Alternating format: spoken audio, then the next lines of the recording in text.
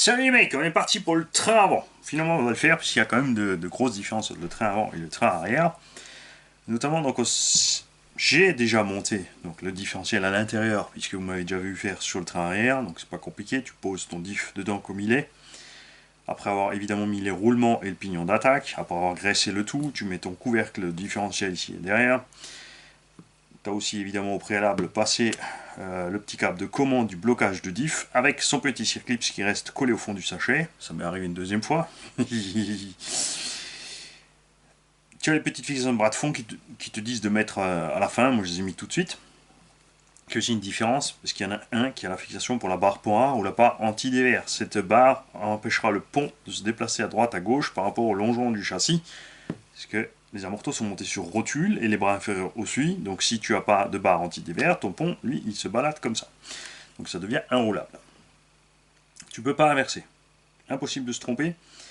Le vis se met par devant et le puits de serrage est à l'arrière. Comme tu peux le voir, il est conique ici par rapport à l'avant qui est droit. Et tu ne peux pas monter cette pièce ici. Il n'y a pas la place avec le carter de toute façon. Donc impossible de se tromper.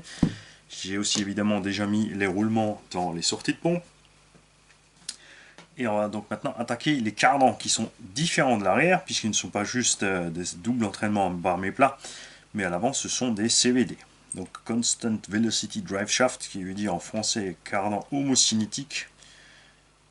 C'est-à-dire que l'effort est passé dessus en permanence.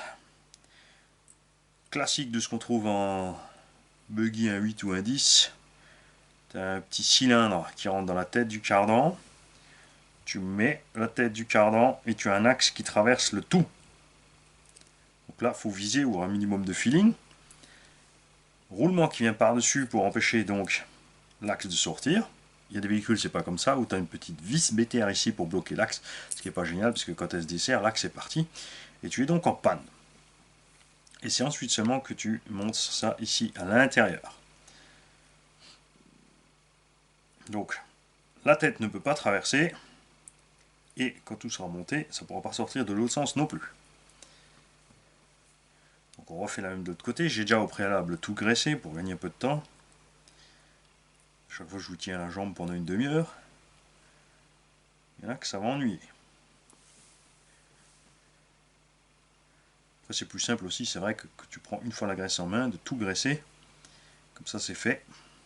Et ensuite tu peux passer sur tes étapes de montage. Moi j'aime bien faire des choses méthodiques comme ça pour gagner du temps.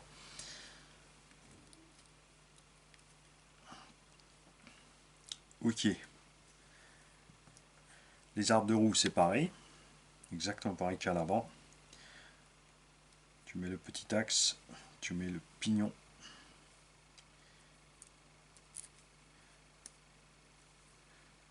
Et tu le passes ici dans ton moyeu. De l'autre côté, tu mets ton hexagone. Dans le bon sens, Mani. Donc là, tu peux pas te tromper, c'est pareil. Tu as une petite gorge sur l'hexagone qui va à l'intérieur, qui va toucher la bague intérieure du roulement. Ça évite les mouvements de la pièce. Et des usures, des frottements à des endroits où on ne veut pas. Non, c'est pas pour ça qu'on met la bague au doigt aux filles.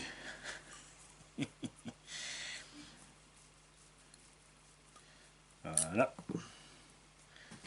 Ensuite, tu mets du gras.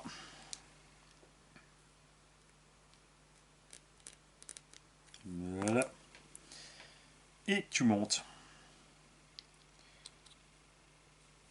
D'ailleurs, ceci est une réduction donc par cascade de pignons, même s'il n'y en a que deux. Tu as un petit pignon qui entraîne un gros. On a donc une réduction à l'intérieur du pont, ce qui réduit évidemment aussi l'effort, donc ensuite transmis au différentiel sur la boîte, qui elle aussi est réduite, qui réduit encore l'effort transmis à la boîte de transfert principale. Donc une grande démultiplication et des efforts mécaniques qui sont répartis sur plusieurs étages, ce qui évite la casse. Sur les gros monster trucks, les vrais, échelle 1, il y a des grosses réductions planétaires à l'intérieur de ces sorties de pont, qui fait que tu casses rarement cette pièce.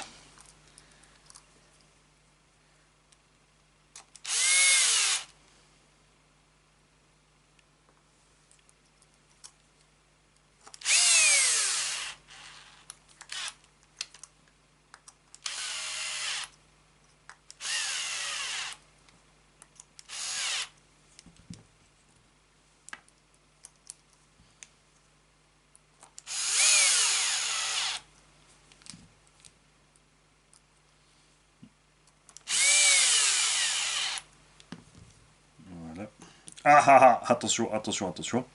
Tu vois, là, j'ai monté à l'aveugle mon cardan dans mes sorties, mais ça veut pas dire que j'ai pris les bons. Puisque tu as un côté long et un côté court, ça se trouve, c'est le côté court qui va du côté là. Là, par hasard, j'ai chopé le bon. Bon, tu avais une chance sur deux, et c'est perdu. En fait, non, j'ai perdu puisque la direction sur cet engin est devant.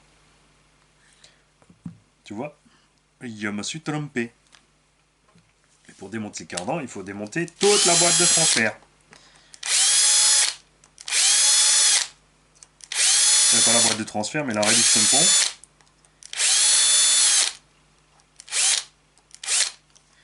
Tu vois,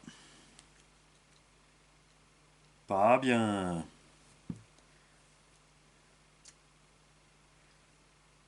Non, je n'étais pas obligé de la sortir. Si. J'y fais Mani. Je vais pas réveiller Mani. Ça va pas Mani. Si, bien sûr, voilà. Ainsi que ça sort. Ah. Et oui, contrairement au train arrière, il y a une particularité en plus sur le train que je vais vous montrer. Je vais te mettre tout ça en place, bouge pas. On va finir, on va vite boulonner ça et je vais vous montrer la différence par rapport au train arrière. Sauf si évidemment j'ai oublié le train arrière. Mais comme il reste pas de vis, ça veut dire que je ne l'ai pas oublié.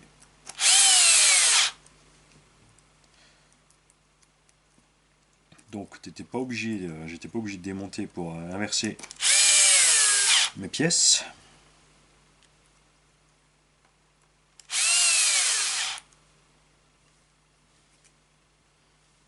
Voilà, pour deux par l'avant.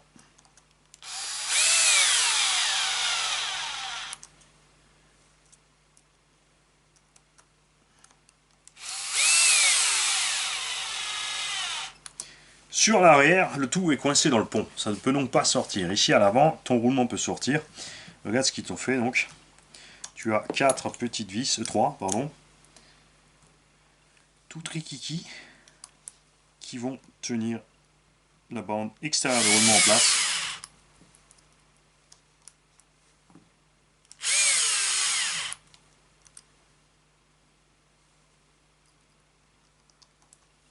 Voilà.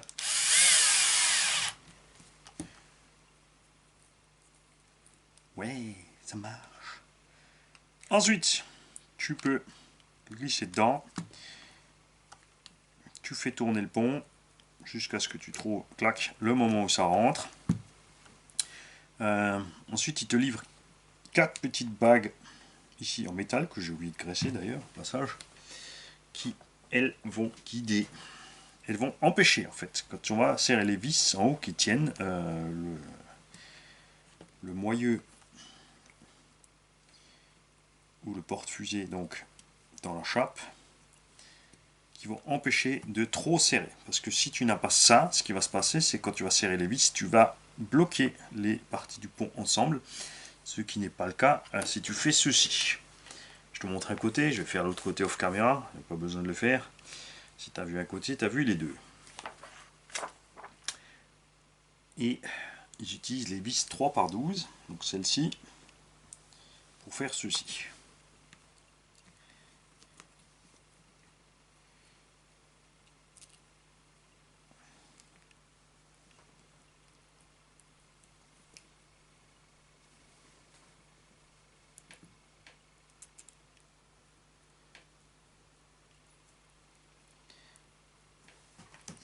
Voilà.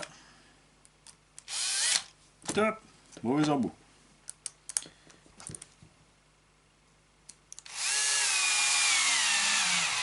Là, comme la petite cale métallique est plus grande, si la sortie ici fait 5 mm et ta cale fait 6, elle dépasse donc d'un demi-millimètre de chaque côté.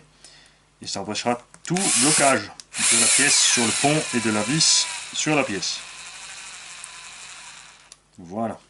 Je t'assure quand même évidemment que tout ça soit bien libre. On a quand même la tête de vis qui va frottouiller sur le carter plastique. Je ne suis pas un grand fan, je préfère largement. Donc il existe ces mêmes pièces, on a souvent buggy un 8, avec des têtes au-dessus plus grandes. Il sert donc de rondelle à une plus grande surface d'appui. Évidemment, la pièce bouge à l'intérieur du pont, la vis frotte sur le dessus, mais plus tu as de rondelles à l'entrée de machin, plus ça diminue comme l'effort, mais c'est vrai que ça fait beaucoup de pièces à la fin qui sont montées les unes sur les autres. Bon, on va quand même vite montrer l'autre côté alors.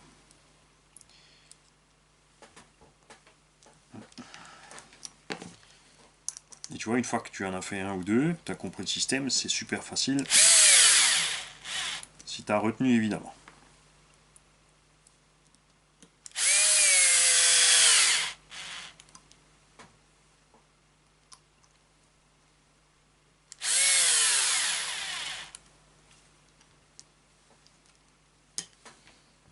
Et après, tu peux monter dans l'ordre où ça t'amuse, tant que tu sais ce que tu fais.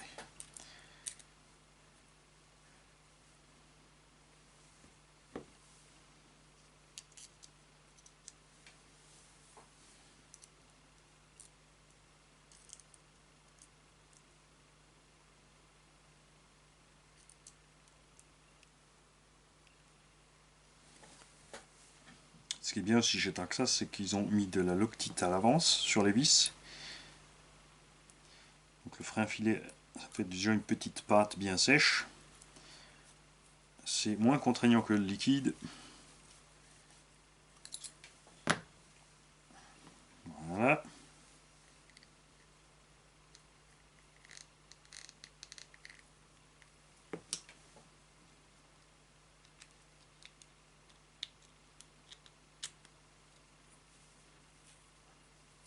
Et tu vois, comme dit, hein, pas de mystère, à chaque étape tu contrôles que tout va bien, que tu n'aies pas de point dur, tu fais des rotations au moins 2-3 tours complets pour être sûr.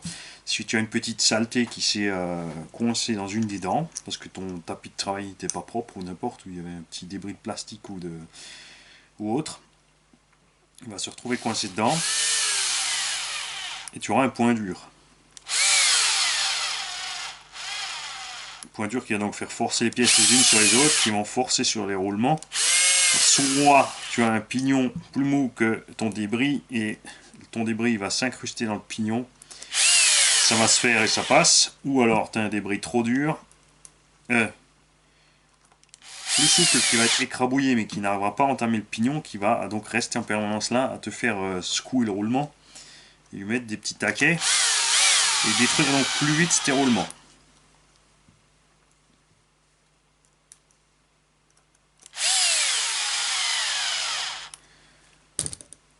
Ici donc aussi ce que tu as, c'est que tu as une ouverture du pont que tu n'as pas derrière. C'est quelque chose, je vais donc redémonter l'autre côté vite fait tout à l'heure pour faire ça. Moi j'aime bien ici, tu vois, tu fourres de la graisse pour éviter quand tu rouleras dans l'eau que l'eau arrive jusqu'au cadre, jusqu'au roulement intérieur et donc au niveau du diff lui-même.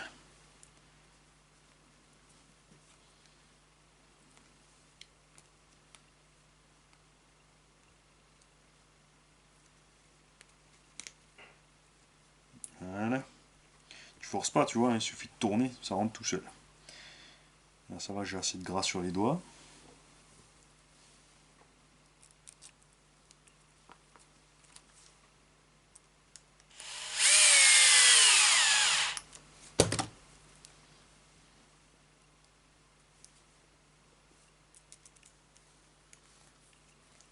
Après j'aurais bien vu les petites sorties de pont là quand même un peu plus épaisses au niveau du plastique. La solidité, mais apparemment ça suffit.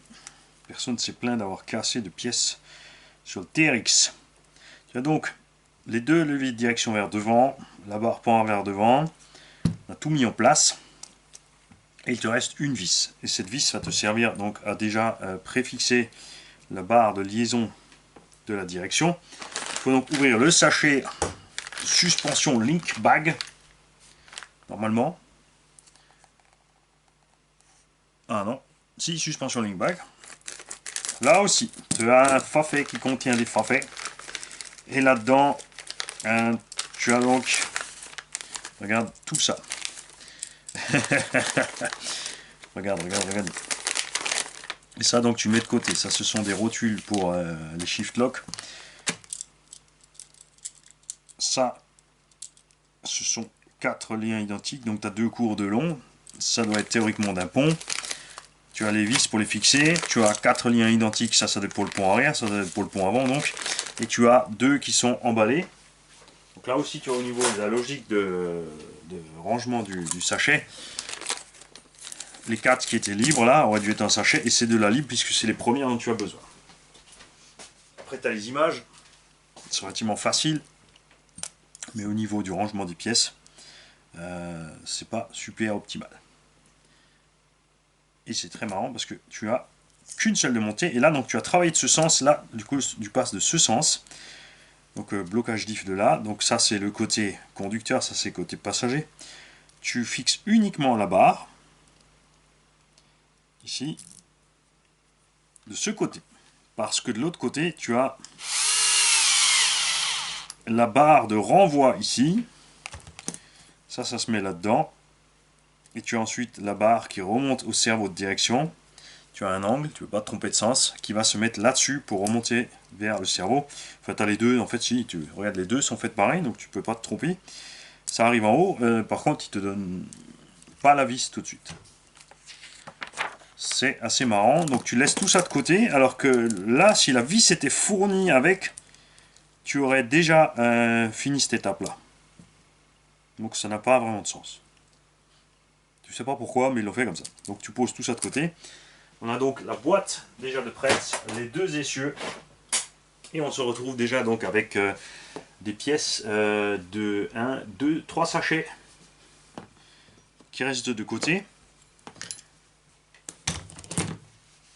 C'est pas très grave, mais quand on veut faire un montage propre par étape comme ça, et qu'on met tout en sachet, dans des sachets sur-sachetés et sous-sachetés, à ce compte-là, autant que ça soit fait dans le bon sens. Alors nous allons donc, pour le prochain épisode, attaquer les parties du châssis. On va déballer les longerons et on mettra donc les pare-boues et tout ce qui s'ensuit dessus.